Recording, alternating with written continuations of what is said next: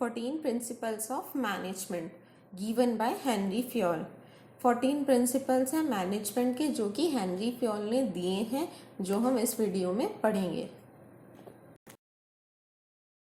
The 14 principles of management are division of work, authority and responsibility, discipline, unity of command, unity of direction, subordination of individual interest, fair remuneration, centralization, scalar chain, everything in order, equity, stability of tenure of personal initiative and esprit de corps।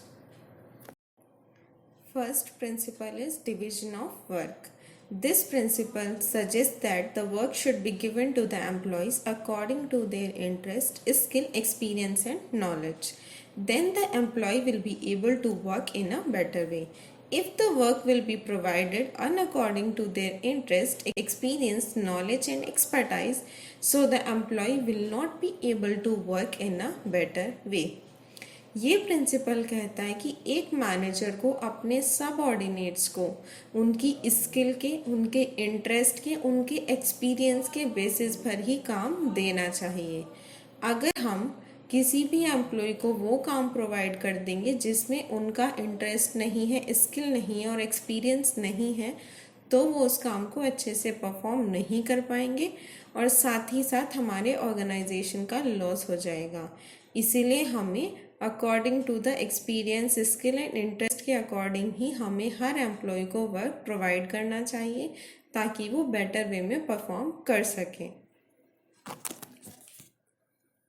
Second principle is authority and responsibility. Authority is the right to give orders to the subordinate, as well as authority is the right to take decisions related to their job.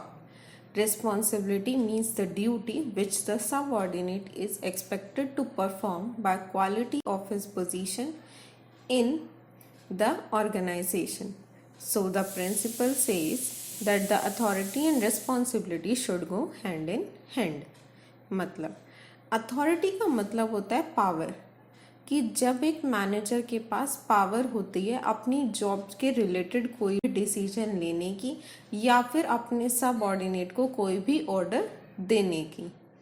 Responsibility का मतलब होता है जिम्मेदारी, कि जो काम हमें दिया जाता है हमारी जॉब की पोस्ट के अकॉर्डिंग वो हमारी जिम्मेदारी होती है।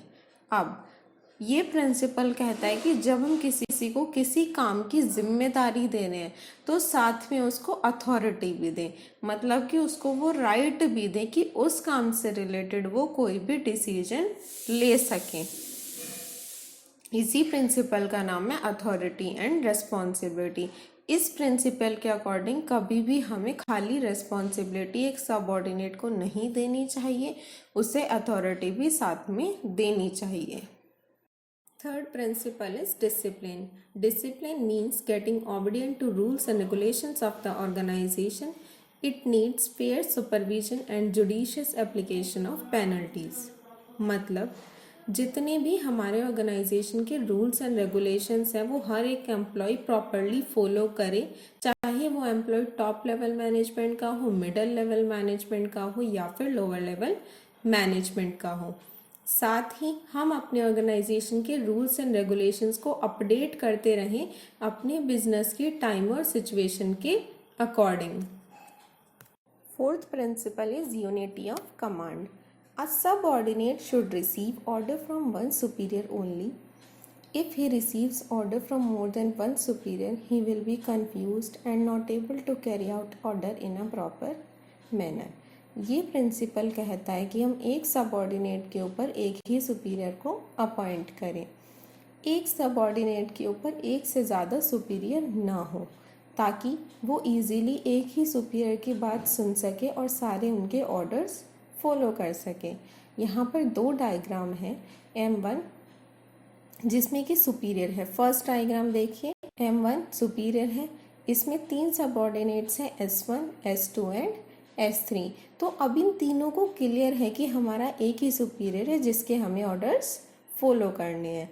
फिर सेकंड डायग्राम में आप देखिए, M1 और M2 यहाँ पर दो सुपीरियर हैं जिनके नीचे तीन सबऑर्डिनेट है S1, S2 एंड S3।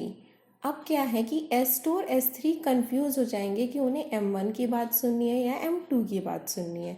क्यों? क्योंकि उन्हें M2 से भी ऑर्डर्स रिसीव हो रहे हैं और M1 से भी ऑर्डर रिसीव हो रहा है।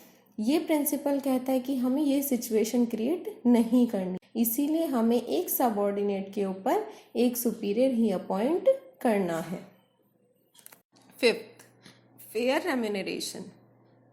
This principle says that the amount and method of pay must be fair and satisfactory to both employees and organization।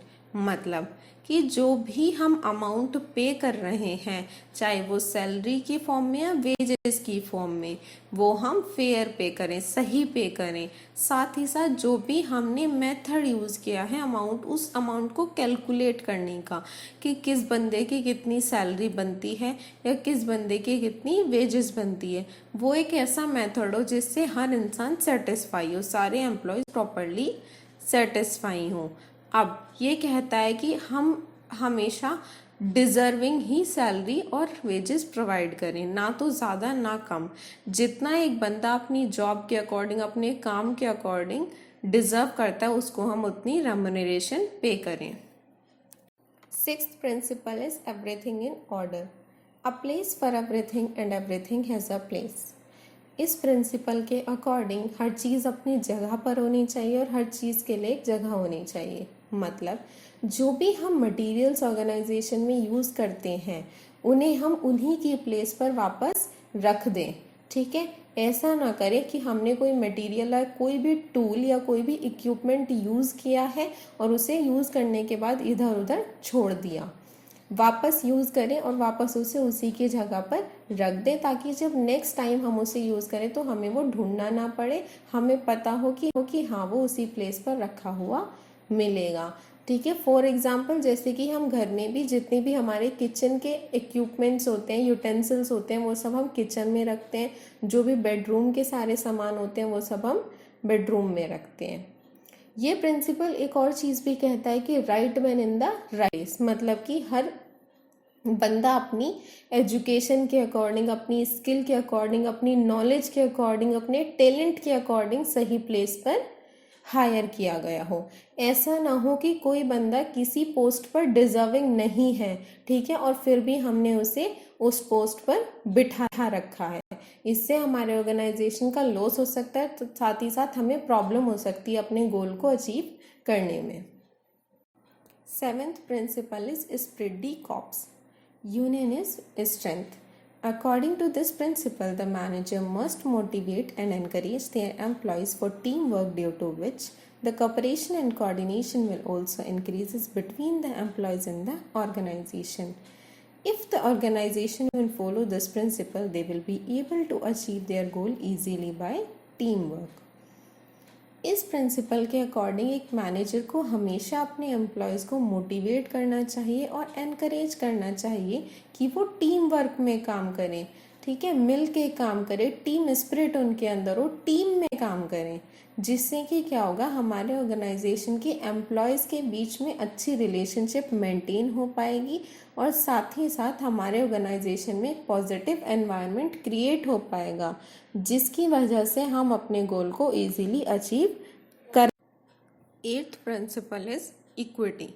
Everyone must be treated equally in an organisation, fair justice for all. देखो, ये principle कहता है कि हमारे organisation के अंदर equality हो, equity हो, किसी के साथ भी किसी भी तरह की पार्शलिटी ना हो। अगर कोई भी दो बंदे एक ही जैसी पोस्ट पर काम कर रहे हैं, दोनों सेम ही काम कर रहे हैं, दोनों की पोस्ट एक ही है, तो ऐसा सिचुएशन ना हो कि एक को कम सैलरी मिल रही है और एक को ज़्यादा मिल रही है। ठीक है, हम इक्वली सबको ट्रीट करें। अगर कोई रूल एंड रेगुलेशन है ऑर्गेनाइजेशन का तो वो सभी के लिए एक जैसा हो। अगर पेनल्टी की अमाउंट है तो वो सबके लिए एक जैसी हो। यही ये प्रिंसिपल कहता है कि किसी भी तरह का भेदभाव हम ऑर्गेनाइजेशन में ना करें। Ninth principle, stability of tenure of personnel. ये प्रिंसिपल कहता है कि अगर कोई भी एम्प्लॉय हम एक पोस्ट पर अपॉइंट कर रहे हैं तो हमें उन्हें एक फेयर इनफ टाइम प्रोवाइड करना चाहिए कि वो अपनी जॉब में सेटल डाउन हो सके और अपनी सारी रोल्स एंड रिस्पॉन्सिबिलिटीज़ को परफॉर्म करना सीख सकें। तभी हमें उनका परफॉर्मेंस अप्रेजल करना चाहिए। The employee should have job security because instability leads to inefficiency. Successful firms usually had a stable group of employees. हर एम्प्लॉय को फील होना चाहिए कि उसकी जॉब सिक्योर है, उसे किसी भी तरह की जॉब अनसिक्योरिटी फील नहीं होनी चाहिए, अदरवाइज उनका काम में मन नहीं लग पाएगा और वो अपना बेस्ट नहीं दे पाएंगे। 10th principal is centralisation. देखो, इस प्रिंसिपल में दो टर्म्स हैं, सेंट्रलाइजेशन एंड डिसेंट्रलाइजेशन। सेंट्रलाइजेशन कहता है कि जो भी अथॉरिटी है वो सारी की सारी टॉप लेवल मैनेजमेंट के हाथों में ही रहे। डिसेंट्रलाइजेशन कहता है कि जो अथॉरिटी है वो डिस्ट्रीब्यूट की जाए सारे लेवल्स ऑफ मैनेजमेंट में, खाली टॉप लेवल मैनेजमेंट के हाथों में ही ना रहे। अब इस प्रिंसिपल के अकॉर्डिंग हमें थोड़ा सा तो डिसेंट्रलाइजेशन करना चाहिए और थोड़ा सा सेंट्रलाइजेशन करना चाहिए। मतलब जितनी अथॉरिटी को डिस्ट्रीब्यूट करने की ज़रूरत है उतनी अथॉरिटी को हम सारे लेवल्स ऑफ मैनेजमेंट में डिस्ट्रीब्यूट करें ताकि सब लोग अपनी रिस्पॉन्सिबिलिटी, सारी ड्यूटीज़ परफॉर्म कर पाएँ। लेकिन सारी अथॉरिटी को कभी भी सारे लेवल्स ऑफ मैनेजमेंट में डिस्ट्रीब्यूट ना करें, क्योंकि इससे हमारे टॉप लेवल मैनेजमेंट का जो कंट्रोल है ऑर्गेनाइजेशन के ऊपर वो खत्म हो जाएगा।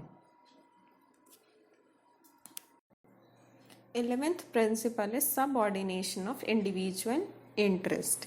The interest of one individual or one group should not prevail over the general good. The individual interest should be given less importance while the general interest should be given the more importance. If not, the organization will collapse. The interest of the organizational goal should not be subjugated by the interest of an individual or on the। इस principle के according हमें organisation के अंदर general interest को हमेशा importance देनी चाहिए। मतलब कि अगर किसी चीज़ में एक खाली इंडिविजुअल का इंटरेस्ट है कि वो चाहता है ये चीज़ ऑर्गेनाइजेशन में हो, हम उस चीज़ को इम्पोर्टेंस नहीं देंगे। लेकिन अगर बहुत सारे लोग या सभी लोग चाहते हैं कि वो चीज़ ऑर्गेनाइजेशन में हो तो हम उसे इम्पोर्टेंस देंगे। Principle is initiative. This principle says that the manager must encourage and motivate the employees in order to take part in decision making of the organization.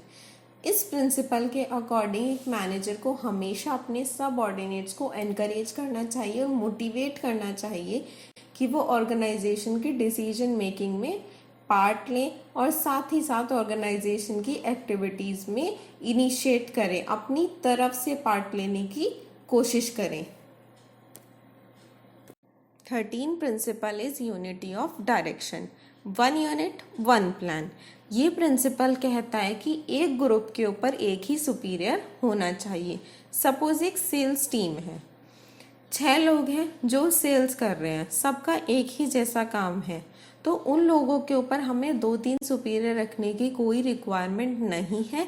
सिर्फ और सिर्फ हम उन लोगों के ऊपर एक ही सुपीरियर अपॉइंट करें ताकि किसी भी सबऑर्डिनेट को किसी भी तरह का ऑर्डर सुनने में या काम करने में कंफ्यूजन ना हो। क्योंकि अगर हम एक ग्रुप के ऊपर ही कई सुपीरियर रखेंगे तो जो भी सबऑर्डिनेट्स हैं वो कंफ्यूज हो जाएंगे कि हम किसका ऑर्डर सुने और किसका ना सुने। 14th principle is scalar chain of supervision hierarchy from top to bottom। देखो, ये एक ऐसी चेन है जिसके अकॉर्डिंग हमारी जो हिरार्की है वो टॉप टू बॉटम चले। मतलब जितने भी ऑर्डर्स हमें मिलने हैं वो टॉप लेवल मैनेजमेंट से नीचे की तरफ चले। Top level management middle level management को ऑर्डर्स देगा, देन मिडल लेवल मैनेजमेंट वाले लोग लोअर लेवल मैनेजमेंट को ऑर्डर्स देंगे। वाइस वर्सा, अगर कोई भी हमें क्वेरी है या कोई भी क्वेश्चंस पूछना है लोअर लेवल मैनेजमेंट वाले लोगों को, तो वो लोग क्या करेंगे, मिडिल लेवल मैनेजमेंट से कम्युनिकेट करेंगे। देन मिडिल लेवल मैनेजमेंट वाले लोग टॉप लेवल मैनेजमेंट से कम्युनिकेट करेंगे। इसके अकॉर्डिंग क्या होगा, एक फॉर्मल कम्युनिकेशन हमारे ऑर्गेनाइजेशन में हो पाएगी। Thank you for watching the video. If you have any query, you can ask in the comment section below, and please like, share and subscribe to my channel.